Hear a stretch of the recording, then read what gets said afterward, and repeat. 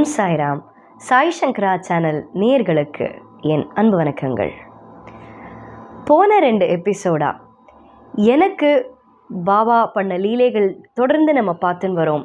நிறைய பக்தர்கள் கமெண்ட்ஸில் கொடுத்துருக்கீங்க. நிறைய பேர் உங்களுடைய குறைகள் சொல்லி உங்களுக்கு சரியாகணும் அப்படின்னு பாபா கிட்ட பிரார்த்தனை பண்ணுங்க அப்படின்னு கொடுத்துருக்கீங்க. நிறைய பேர் மனசை விட்டு அந்த கமெண்ட்ஸில் பேசியிருக்கீங்க. உண்மையாகவே நம்மளுடைய பிரார்த்தனைகள் எல்லாமே நம்ம என்ன கோரிக்கை வைத்தாலும் நிச்சயமாக அது பாபா இன்னைக்கும் கேட்டுட்டு தான் இருக்கார். அது நேத்திக்கு கேட்டார், அன்னைக்கு கேட்டார், இப்போ கேட்பார், நாளைக்கு கேட்பார், இந்த சந்தேகமே வச்சுக்காதீங்க. எப்பயுமே பாபா இருக்கார். அவரோட நிழல்ல நம்ம நடக்கிறோம், அவ்வளவுதான். ஸோ நம்மளுக்கு ஒரு ப்ரொடெக்ஷன், ஒரு கவச்சமாக பாபா நம்மளுடைய வாழ்க்கையில எப்பயுமே இருப்பார். நம்ம சொல்றதை எப்பயுமே கேட்கிறார். நம்ம பண்ற செயல்களை எப்பயுமே பார்க்கிறார். நம்ம பேசுற வார்த்தைகளே கேட்கிறார். அந்த எண்ணம் இருந்ததுன்னா எந்த ஒரு மனிதனுக்கும் எந்த ஒரு கட்டத்திலையும் அந்த பாதை மாறி போகவே போகாது. போனாலும் பாபா மறுபடியும் நம்மளை குழந்தைகளாக நினைச்சு அப்படியே திருத்தி நம்மளுடைய வழிக்கு கொண்டு வந்துருவார். அவ்வளவுதான்.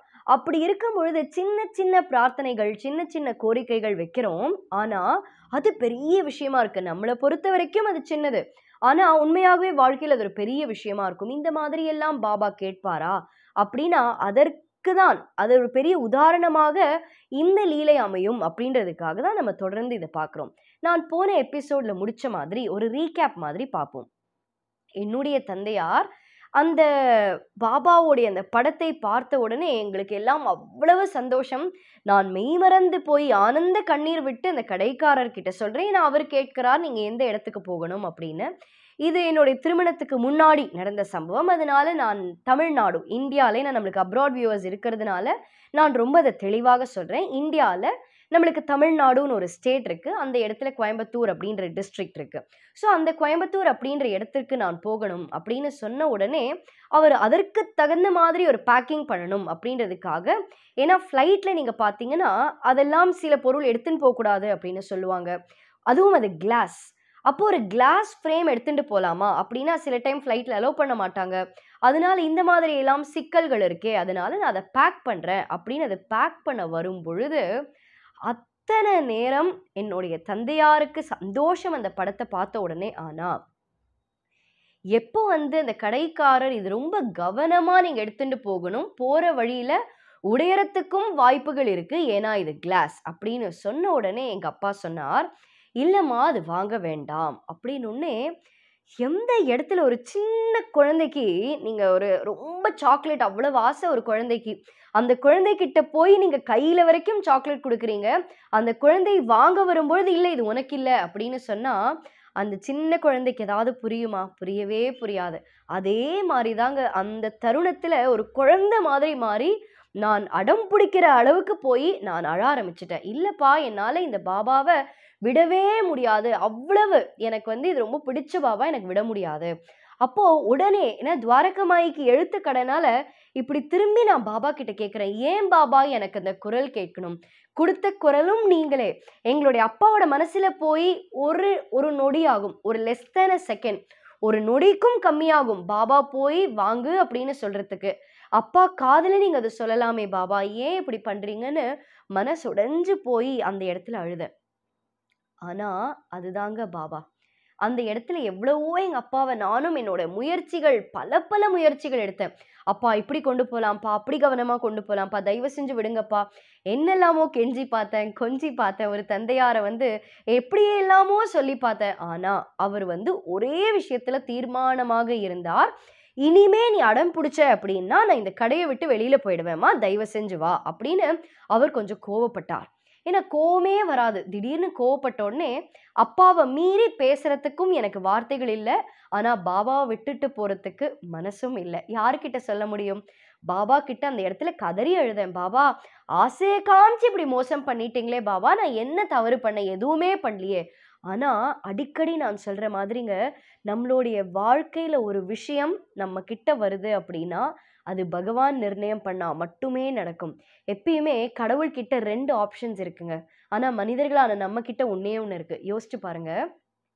கடவுள் நம்ம பாபாவை எடுத்துக்கிட்டோம் அப்படின்னா ஒரு மனிதனுக்கு பாபா 2 ஆப்ஷன்ஸ் வச்சிருப்பார். ஒன்று என்னன்னா, ஒரு உதாரணத்துக்கு சொல்றேன், ஒரு மனிதனை வந்து வைகுண்டத்துக்கு கொண்டு போகணும், அதாவது சொர்க்கத்துக்கு கொண்டு போகணும்னு கடவுள் நிர்ணயம் பண்ணா அது நடக்கும்.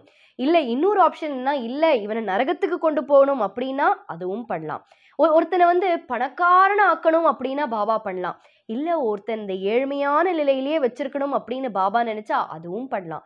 ஒருத்தனை இந்த உலக பிரசித்தி ஆக்கணும் அப்படின்னு பாபா நினைச்சார் அப்படின்னா பண்ணலாம். இல்ல ஒருத்தன் வந்து கேவலமான பேரே வாழ்க்கையில வாங்கிட்டு இருக்கணும் அப்படின்னா பண்ணலாம். ஒருத்தன் மாளிகையில வாழணும்னு பாபா நினைச்சாருன்னா நடக்கும். ஒருத்தன் குடிசையிலேயே வாழணும்னு நினைச்சா நடக்கும். அதே மாதிரி ஒருத்தர் பாபாவுடைய பக்தன் ஆகணும்னு நினைச்சா மட்டுமே முடியும். ஆக்க வேண்டாம்னு பாபா நினைச்சிட்டாருன்னா தலைகீழ நம்ம நின்னாலும் அவரோட பக்தனாக பாபா ஏத்துக்க மாட்டார். இது கடவுளோட ஆப்ஷன்ஸ். அவருக்கு 2 இருக்கு. ஆனா மனிதர்களான நம்ம யோசிச்சு பார்த்தா தெரியும், நம்மளுக்கு ஒரே ஆப்ஷன் இருக்கு. என்ன? கடவுள் கொடுக்கறத சந்தோஷமா ஏத்துக்கிற அந்த ஆப்ஷன். நீ என்ன கொடுத்தாலும் சரி பாபா, நான் ஏத்துக்கிறேன். நம்பிக்கை என்ன? கண்டிப்பா பாபா தன்னுடைய பக்தனாக நம்மளை ஏத்துப்பாருன்ற நம்பிக்கை. நம்ம நல்ல குணங்களை வச்சுட்டோம், நல்ல பாவ செயல்கள் எதுவும் பண்ணாம புண்ணியமே பண்ணோம்னா கண்டிப்பாக கடவுள் அவர்கிட்டயே வச்சுப்பார். அப்ப அந்த ஒரே ஆப்ஷன் என்ன? கடவுள் கொடுக்கறது நம்ம ஏத்துண்டுதான் ஆகணும், வேற வழியே கிடையாது. அப்ப அதற்கு தேவை என்ன? சரணாகதி. பாபா நீங்க என்ன கொடுத்தாலும் நான் ஏத்துக்கிறேன். ஆனா என்ன ஒரே விஷயம் நம்ம யோசிக்கணும், எப்பயும் பாபாவோடைய அந்த பாதத்திலேயே இருந்தா போதும். அந்த சரணாகதி அடையும் பொழுது நம்மளுடைய தலை பாபாவோட பாதத்துல தொடும் பொழுது அந்த சரணாகதி அடையிறோம் பாருங்க, எப்பயும் பாபா கிட்டேயே இருக்க வேண்டும் அப்படின்ற பிரார்த்தனை ஏத்துண்டா போறோம். அப்போ இந்த மாதிரி இருக்கும் பொழுது எனக்கு அதே நிலைமை. எனக்கு பாபா 2 ஆப்ஷன் வச்சுட்டார். ஒண்ணு கொடுக்கலாம், இல்ல வேண்டாம்னு சொல்லலாம். ஆனா பாபா அப்ப வேண்டாம்னு முடிவு பண்ணிட்டார். அது ஏத்துக்கிறது மட்டுமே என்னோட ஆப்ஷனா இருந்தது. அழுதுண்டே வெளியில வந்தேன். பாபா கிட்ட கோவப்பட முடியாது. மீறியும் மனிதர்கள் தானே, நம்ம சாதாரண மனிதர்கள். அப்பயும் பாபா கிட்ட அழுதுண்டே மனசுக்குள்ள பாபாவை திட்டுறேன். ஏன் பாபா இப்படி ஆசை காமிச்சிங்க, அந்த குரல் வந்திருக்கவே வேண்டாமே அப்படின்னு மனசு உடைஞ்சு போய் ஷிரடியிலேருந்து கிளம்பி போற வரைக்கும், அந்த ஃப்ளைட்ல கோயம்புத்தூர் போற வரைக்கும் எனக்கு பாபா அந்த குரலே ஞாபகம் இருந்தது. எங்க அப்பா வேண்டாம்னு சொன்ன அந்த தருணமே ஞாபகம் இருந்தது. அந்த கடைக்காரர் அதை பேக் பண்ண வரும்பொழுது அந்த கண் அப்படியே அதையே யோசிச்சுட்டு இருக்கு, மனசு அப்படியே யோசிக்கிறது. அதுலேருந்து வெளியிலேயே வர முடியல. அந்த கோபத்துல எல்லா மனிதர்களுக்கும் இருக்கிற மாதிரி தானே எனக்கும். அப்போ அந்த சமயத்துல அந்த வயசுல அவ்வளவு பக்குவமும் கிடையாது. அப்போ எங்க அப்பா கிட்ட அந்த ஃப்ளைட் முழுக்க நான் அவர்கிட்ட பேசல. அப்போ அந்த பேசாம இருக்கும் பொழுது அவருக்கு ஒரு தந்தையாரா என்ன புரிஞ்சுது அப்படின்னா, அந்த பாபாவை வாங்க விடல அப்படின்றதுனால தானே உனக்கு கோபம் அப்படின்னு அவரே பேசினார். அதுதான் பெற்றோர்கள்.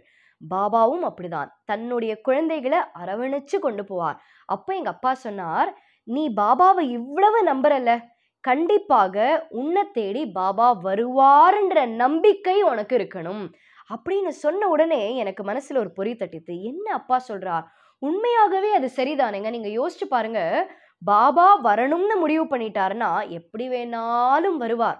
அது நம்ம இவங்க கிட்ட சொல்லணும், அவங்க கிட்ட சொல்லணும், நம்ம போய் வாங்கணும்ன்ற அவசியம் கிடையாது.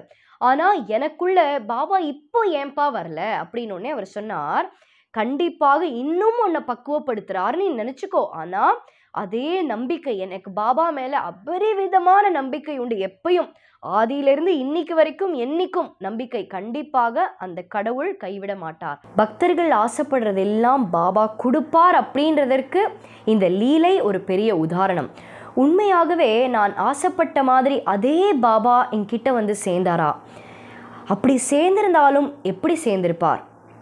மறுபடியும் நானே ஷிரடிக்கு போனேனா, இல்லை எனக்கு தெரியாதவங்க மூலமாக வந்துதா? உண்மையாகவே அந்த இடத்துல என்ன சம்பவம் நடந்திருக்கும்னு கண்டிப்பாக உங்களுக்கு ஒரு வியூகம் இருக்குல்ல. நீங்கள் யோசிப்பீங்களே இந்த மாதிரின்னு.